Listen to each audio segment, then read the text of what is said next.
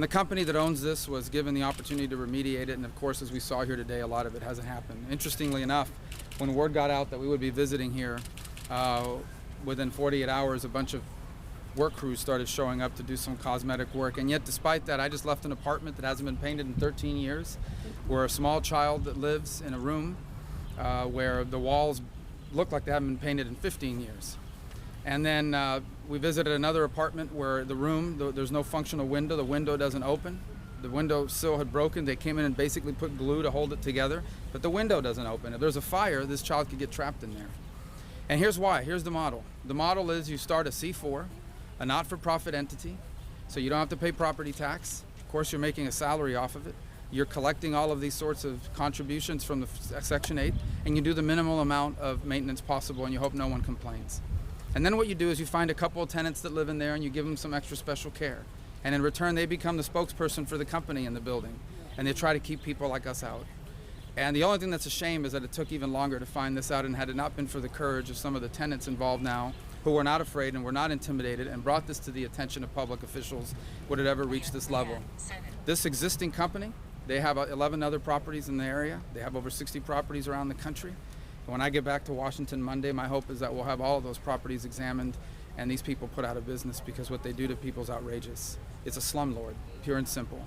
And my hope is we can even get the Justice Department interested in this a little bit, and see how people are being treated this way. And obviously the councilman, the mayor, and the tenants have been working really hard at this, and I want to give them an opportunity to talk about it as well. I just want to first thank the senator for being here, and also note that the senator and his team were on this the moment we were made aware of this and came out here. The real story is that the tenants, Tracy stood up and said, we're not going to be intimidated. These living conditions are unacceptable, and we're going to fight for our right to live the way people are supposed to live. So again, you're the heroes out here. As I've said before to the ownership, we're not going away. As evidence, we've got our senator here, United States Senator here. We are not going away until these people are cared for and loved for in the way that they ought to be.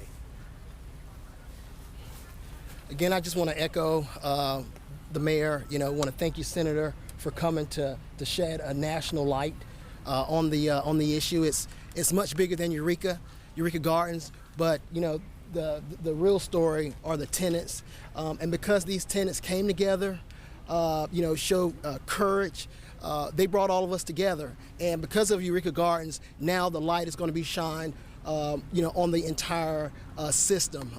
It's a systemic problem, like the senator said, and because of the real heroes here, a difference is going to happen here at Eureka Gardens, but not just Eureka Gardens, over the entire system.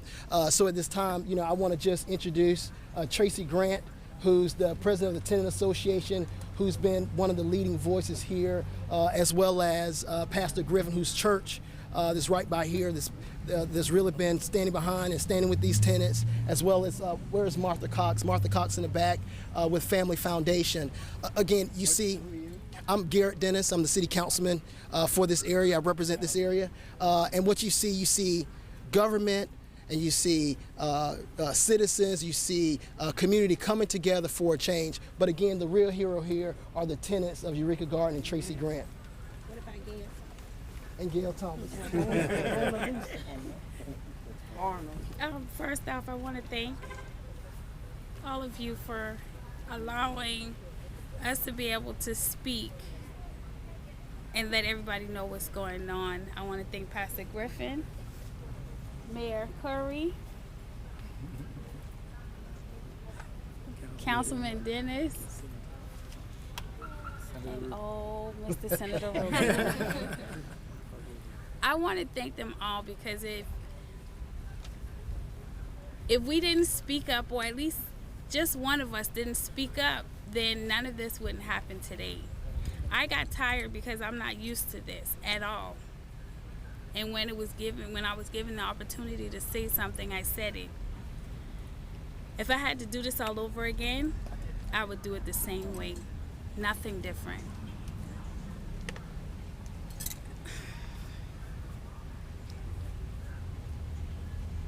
not just the city of Jacksonville will see. The whole world. The whole world. And anybody that wants to step up and do the same exact thing what I did, you can do it. You just have to have faith the size of a mustard seed. The faith the size of a mustard seed. Just to get someone to hear you. That's all it takes. How do you feel about them being here? Unexplainable. Unexplainable. I'm thankful, I'm grateful. I have no true words. Did you imagine 8 months ago when you and I first met, before the mayor and the councilman came, and then you've got the senator here, could you have imagined then how far this could have gone? No, and I can only imagine how far it will go at this point. So. Do you think the owners are scared now? I would. If I was them, I would. Tracy, why was Alvin Brown aware of this when he was mayor? It seems like he would have be, because he'd been out here for community empowerment days and so on. If he knew and he didn't do anything, then I don't know, but I'm hurt that he didn't recognize it and pay attention to what was going on. Senator Rubio, can you tell us what it was about Eureka Gardens that made you want to get involved? Well, first, my staff first found about it when it was first reported in the press here in October, and I think they came out and visited it at the time, and the conditions were really bad, and we were following it through that process. And look, our initial hope was, okay, we found it, the owners are going to take ownership of this, and they're going to get it fixed. That's the ideal circumstance, because you don't want to see, 800 people, 400 families evicted. There's not anywhere to take them right away. So our hope was that they would respond responsibly. That was our hope. Not to make a spectacle out of it, but to get it fixed. It didn't happen. In fact, it's been delay after delay after delay. Where we really ramped up our activity is when HUD came out here for a second time and inspected the property and passed it again. And I said to myself, well, how can it be that HUD, Housing and Urban Development, certifies that this property is habitable, given the conditions we've seen here today? And so that's what really got our efforts ramped up to hopefully do three things. Number one, change the criteria. We need to change this system that they use for judging these properties, because clearly this property is not habitable for humans. Second is to change these contracts so that we have more leverage over these owners. And third is examine how many other places are there like this, because this model they've put in place is a slumlord model. They set up a C4, which is a not-for-profit, so they don't have to pay property taxes, but they're making a salary along with people associated with them. They take over this building, they get money for each of these residents from the federal government every month, and then instead of buying a new refrigerator, they put the money in their pocket. And that's what they've done here for a long time, and it's an outrage.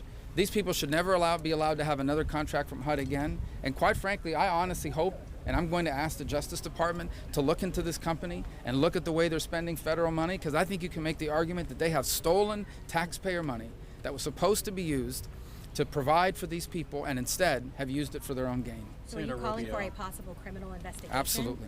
Absolutely. These people have gotten paid for by the federal government from taxpayer money. They get money every month.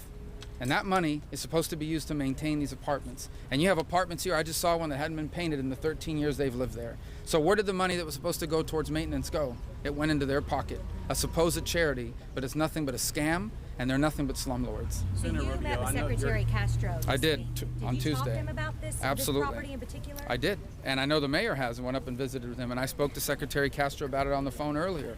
And in fairness to him, he inherited this criteria that's being used to judge this. So one of the things he said is they're going to look into changing the criteria to take into account things like bed bugs and mold and other things that aren't getting enough points on the system it's being judged by. The other thing is we're going to have to redo the contract, because right now the only two options they have are to take the contract away or continue the contract. There's no in between. There's not a lot of options here. And one of the suggestions I had is to require Section 8 housing providers to post bond, to have a bond that they have to secure, so that if they violate the contract, the federal government can collect against that bond in order to use that money to pay for the upgrades that are necessary. Right now, we have nothing to collect against. Ultimately, the ideal outcome at this point is for the owners of this property to give it to someone else. Senator Rubio, the mayor and your staff and other city officials came out here earlier back in October to tour this property. Why were you out here then? Why just your staff?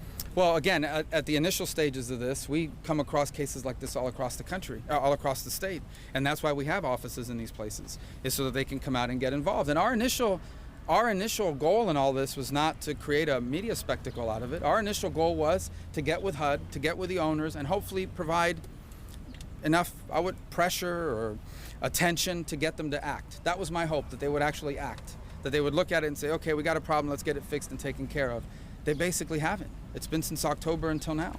And so finally, when that second criteria came out for grading, which we hoped would have showed the property had failed and triggered other remedies, when that happened, that's when we felt like we needed to come out and amp it up a little bit more. What do you have to say to HUD, being that they passed this facility again for a second time in a row? What do you have to say to HUD? Their grading system is broken. And I think the Secretary is aware of that. It doesn't take into account the sorts of things we saw here today, or it doesn't give it enough account. And so that's how you can get a passing score. So that whole thing needs to be re-examined. And I think the Secretary says he's open to doing that. So you told a GMF representative, right, when you took your first step on the property today, you said, I want you to know what you've done here is horrifying. It is. Yeah. I mean, what would you say to Reverend Hamlet, and do you feel like he should have been here today? Well, I don't have anything to say to him other than what he's done is horrifying. I hope he gives these properties up. And we're now going to look hopefully at the other properties that he owns, because there's no sense here that this is isolated. If this is the way they practice business, the likelihood is you're going to find these conditions in other places. It's our understanding that in fact there are other buildings around the country where they've had similar problems. I would say that their C4 status as some sort of a ministry that's providing charitable care is laughable. It is just a way to avoid paying taxes. Mayor Curry, if I can ask you a couple of questions. Being that this structure is here in Jacksonville, what do you want to say to the residents and to the community here that has to endure these conditions? I mean, it's sad. I mean, this is my city. We're brothers and sisters in this city, and the first time I saw these conditions, the councilman told me before I showed up here, he said, be prepared, you're probably going to cry. And I said, okay, we'll see. And he was right. I mean, we saw some pretty rough conditions today, but we've seen much worse out here. So continue. You spoke truth today. It was powerful. People can stand up. If residents in any HUD facility are unafraid, stand up, make your voice be heard, hold elected officials accountable, hold your mayors accountable, hold your city council representatives accountable, make them get involved. And if they push back and say this is a federal issue, say, okay, this is my city and we're not going to tolerate this. And while folks like Martha and Mark were out here long before there were any cameras doing the hard work, now the cameras are being used for a good and just cause because you guys put the hard work in early, and we're gonna keep the pressure on. Have you spoke to Reverend Hamlet recently? Why is he not out here? It's been a couple of months since I spoke with him. I've invited him to come spend a week out here. Why don't you come spend the night? Why don't you bring your whole family? What commentary do you have on the portfolio being listed for sale, including Jacksonville properties from GMF? That's a win. And we're going to make sure that we are close enough to the process to ensure that new ownership is not in fact a slumlord, as the senator said, and is not in fact a part of this scheme to get rich off of poverty. So actually on that note, a GMF source told us that they are in a, quote, bidding war over these properties because they're, quote, so lucrative and profitable under HUD. Have you had any kind of contact with the real estate agent to at all be involved in who these owners might be in this bidding war? We've communicated with HUD. The councilman has been actively involved in this as well. We'll make sure that we as city officials are close to this deal. But look, this is about making sure people have a place to live that is safe, that is clean. I've said this before, the same kind of place that me and my family would feel comfortable living in.